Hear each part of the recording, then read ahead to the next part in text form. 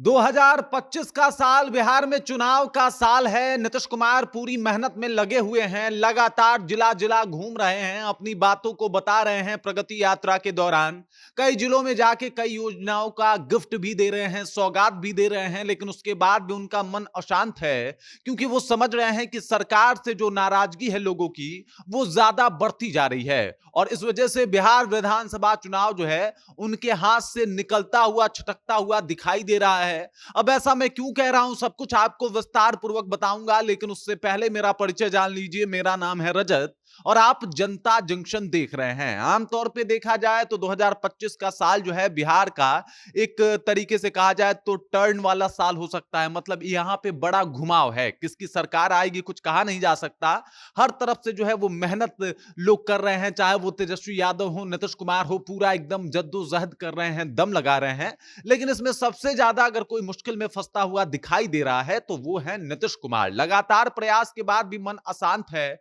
वजह यह है कि बिहार में लगातार बढ़ते प्रोटेस्ट इस बात के गवाह हैं कि लोगों में सरकार को लेकर नाराजगी बहुत ज्यादा है। आम लोगों की बात हटा दीजिए, जो टीचर हैं उनमें नाराजगी है, बीपीएससी अभ्यर्थियों में नाराजगी है, जो आपको देख लीजिए एम्बुलेंस चालक हैं उनमें नाराजगी है। इसके अलावा पासवान समुदाय भी नाराज है। ऐसे कई प्रोटेस्ट एक साथ बिहार में चल रहे हैं और ये बता रहे हैं कि भाई साहब ये चुनावी साल प्रोटेस्ट वाला साल भी बन जाएगा, क्योंकि जिस तरीके से बिहार में प्रोटेस्ट हो रहे हैं वो तो यही बता रहे हैं कि भाई साहब सरकार से ये लोग खुश नहीं हैं और ये सरकार से खुश ना होना नीतीश कुमार की मुश्किलें बढ़ा रही है। आपको तस्वीरों के माध्यम से एक एक करके मैं सब कुछ समझा दूंगा कि आखिरकार सरकार बैक फुट पे क्यों है, आखिरकार सरकार परेशान क्यों है और बिहार की जनता इतनी नाराज क्यों है। देख लीजिए, सबसे पहले मैं आपको बताता हूं कि किस तरीके से बीपीएससी प्रोटेस्ट, जो अब से 1 महीना से भी अधिक वक्त हो गया, ये बच्चे जो है लगातार प्रोटेस्ट कर रहे हैं। कभी जाके जेडीयू ऑफिस का घेराव कर रहे हैं, तो कभी गर्दनी बाग में बैठ के अपने मुद्दे को उठा रहे हैं। तमाम राजनीति पार्टियां जो है, विपक्ष में जितनी भी पार्टियां हैं जो सरकार में नहीं है, वो सभी लोग इनका समर्थन कर रही हैं। कुछ पार्टियां जो सरकार में है वो भी इनका समर्थन कर रही है। चिराग पासवान ने इनका समर्थन किया और कहा कि भाई साहब गड़बड़ी तो हुआ है। प्रशांत किशोर तो लगातार अनशन पे बैठे रहे। तेजस्वी यादव ने समर्थन किया। राहुल गांधी पहुंच गया गर्दनी बाग। और ये इससे पता चलता है कि भाई साहब ये जो मुद्दा है कितना बड़ा हो चुका है। हर तरफ इसकी चर्चा होती है। आम जनता भी जानना चाहता है कि आखिरकार ये जो प्रोटेस्ट हो रहे हैं वो क्यों हो रहे हैं, ये परेशानी जो बच्चों को दिया जा रहा है वो क्यों दिया जा रहा है, बच्चों के ऊपर लाठीचार्ज हो रहा है, ऐसा क्यों हो रहा है। और कई सारे सवाल जो है वो कहीं ना कहीं सरकार के लिए मन में खड़े हो रहे हैं। और ये जो सवाल है ये परिवर्तन लाता है। जब भी कोई सवाल मन में उठता है, सवाल का कोई निजात नहीं मिल पाता है, तो यहीं से परिवर्तन जो है वो शुरू होता है। और वैसी स्थिति जो है वो बीपीएससी प्रोटेस्ट से शुरू हुई है। ये सबसे बड़ा प्रोटेस्ट है। और अभी अगर बिहार के ज्वलंत मुद्दों को सर्च किया जाए तो उसमें नंबर 1 पे है बीपीएससी का मुद्दा। अब आइए दूसरे प्रोटेस्ट के बारे में बात कर लेते हैं। जिस गर्दनी बाग में बीपीएससी वाले प्रोटेस्ट कर रहे हैं, उसी गर्दनी बाग में बीपीएससी टीआरई 3.0, जिसमें मल्टीपल रिजल्ट का एक ऑप्शन था, तो अब इन लोगों का कहना है कि मल्टीपल रिजल्ट जो है वो जल्दी से जल्दी किया जाए और रिक्त पद जो है मल्टीपल रिजल्ट के कारण उनको जल्दी से जल्दी भरा जाए। इन लोगों ने बोला कि भाई साहब हम लोगों ने तमाम कोशिशें की लेकिन रिजल्ट जो है वो नहीं दिया गया और इस वजह से हमें हार के धरना का रास्ता चुनना पड़ा। अब देख लीजिए, बीपीएससी से जुड़े हुए 2 मुद्दे हैं, दोनों मुद्दे गर्दनी बाग में पहुंच गए हैं, दोनों लोग आंदोलन कर रहे हैं। और इससे आप अंदाजा लगा सकते हैं कि एक धरना स्थल, 2 मुद्दे, दोनों लोग आंदोलन कर रहे हैं। इसमें इस वजह से सरकार से लोग कितने ज्यादा नाराज हैं, सरकार से कितने ज्यादा उकताए हुए ये लोग हैं। आपको बता दूं कि बीपीएससी से ही जुड़ा हुआ एक तीसरा भी मुद्दा है, जिसमें आपको बता दूं तीसरा मुद्दा ये है कि जितने भी बीपीएससी टीचर्स हैं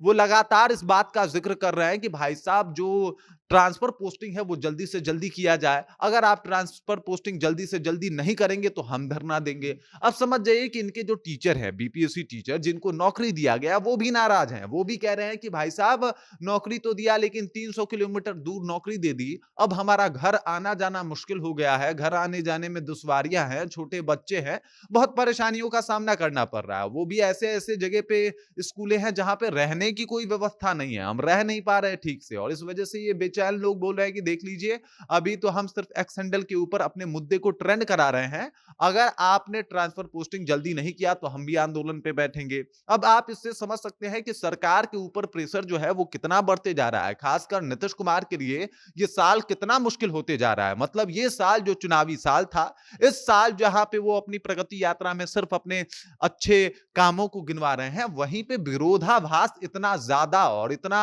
अलग तरीके से होने लगा है नीतीश कुमार से, जिससे इनकी समस्याएं बढ़ती हुई नजर आ रही है। अब देख लीजिए, यहाँ पे भी एक मुद्दा जो है वो गहराया हुआ है और ये मुद्दा है पासवानों का। पासवान लोग कह रहे हैं कि जितने भी चौकीदार और जो जितने भी चौकीदार दफादार पोस्ट है वो हमारे लिए ही रखा जाए। ऐसा क्यों किया गया कि हमसे ये पोस्ट छीन लिया गया? और इसको लेके है वो लगातार आंदोलन कर रहे हैं। अब तो पशुपति पारस का समर्थन भी प्राप्त हो गया है। अब पशुपति पारस, प्रिंस राज इनके समर्थन में साथ उतर रहे हैं, जाके इनके मुद्दे को उठा रहे हैं और कह रहे हैं कि भाई साहब इनका मुद्दा सुना जाना चाहिए, इनके मुद्दे के ऊपर विचार करना चाहिए और इनके मुद्दे को जो है वो गहराई से देखना भी चाहिए। अब ये प्रोटेस्ट जो भी है गहराता जा रहा है, ये प्रोटेस्ट जो है वो भी सरकार को घेर रहा है। अब देख लीजिए एक और प्रोटेस्ट है। यहाँ पे जितने भी एम्बुलेंस चालक हैं, वो लोग भी बैठ के अपने एम्बुलेंस को रोक के अपनी मुद्दे को जो है वो उठा रहे हैं। वो बता रहे हैं कि एम्बुलेंस चालक कह रहे हैं कि जो भी कंपनी है, जो हमें एम्बुलेंस हमसे चलवाती है, ना समय पे हमारा पैसा देती है, ना हमारे गाड़ी की सर्विसिंग देती है और इस वजह से हम सरकार से नाराज़ हैं। हम लोग जो है वो गाड़ी रोक के अपना खड़े हैं, अब एम्बुलेंस ही नहीं चलेगा। अब इससे आप समझ सकते हैं कि तमाम तरीके की समस्याएँ उत्पन्न हो रही है। ये जितने ज़्यादा प्रोटेस्ट बढ़ते जा रहे हैं, उतनी ज़्यादा ही कहीं न कहीं नीतीश कुमार की मुश्किलें जो है वो बढ़ती हुई नज़र आ रही है और विधानसभा का चुनाव तो बाद में है। पहले नीतीश कुमार को योजना बनाना पड़ेगा कि आखिरकार वो इस प्रोटेस्ट से कैसे निपटें। आखिरकार इस मुद्दे से कैसे बाहर आएँ, उसके बाद वो सोचे कि चुनाव कैसे लड़ना है क्योंकि अभी वो मुश्किल में है और ये मुश्किल जो है दिन-ब-दिन बढ़ती जा रही है। इन मुश्किलों से कैसे खुद को निजात दिला पाएँगे नीतीश कुमार, ये एक सवाल है। और अगर इन मुश्किलों से निजात नहीं दिला पाए तो समझ जाइए कि इन मुश्किलों में उलझ के रह जाएँगे और विधानसभा का चुनाव जो है वो बहुत दूर इनसे खिसक जाएगा। आपको बता दूँ ये सारे छात्र बोल रहे हैं कि बीपीएससी वाले कि भाई हम आपको 25 में बता देंगे अगर हमारे साथ ऐसा नहीं हुआ तो। तो ये तमाम तरीके के मुद्दे हैं मतलब सीधे वोट पे चोट करने की बात की जा रही है और ये बात बताता है कि नीतीश कुमार के लिए मुद्दा कितना भयावह हो सकता है 2025 में। बाकी इस खबर को लेके, इस जानकारी को लेके आप क्या सोचते हैं? आपके ज़हन में क्या कुछ चल रहा है? कृपया कमेंट कीजिए और अपना विचार हम तक पहुँचा दीजिए। बाकी आप देख रहे हैं जनता जंक्शन और मेरा नाम रजत है।